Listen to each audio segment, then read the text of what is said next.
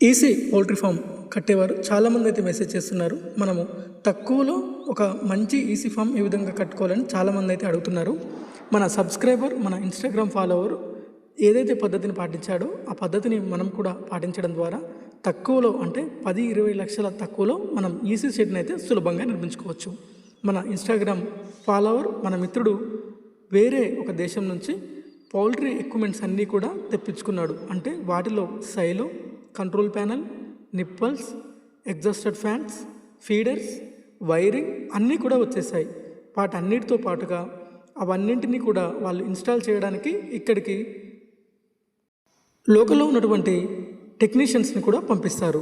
ఆ టెక్నీషియన్సే వచ్చి మన ఏసీ షెడ్లో వాటన్నింటినీ కూడా బిగించి వెళ్తారు. దీనికి మళ్ళీ వారికి మనం రోజువారీగా ఏమీ డబ్బులు చెల్లించాల్సిన అవసరం లేదు.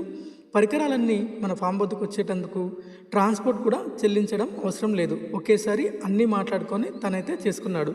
ఒక ప్రముఖ కంపెనీతో వెళ్దామనుకొని అక్కడ ఎస్టిమేషన్ తీసుకున్నప్పుడు వారు 39 లక్షలుగా చెప్పారంట. దానికి తను ఇప్పుడు పరికరాలన్నీ తెచ్చుకున్నందుకు దాదాపుగా 20 లక్షలు అయితే సేవ్ అయిందని తనైతే చెప్పాడు.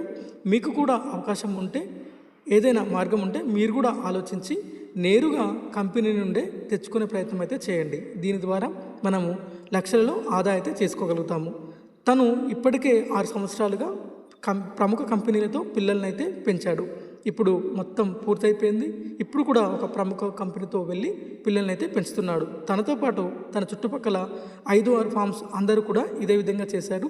అన్నీ కూడా బాగున్నాయనంట, రిజల్ట్ బాగున్నాయి.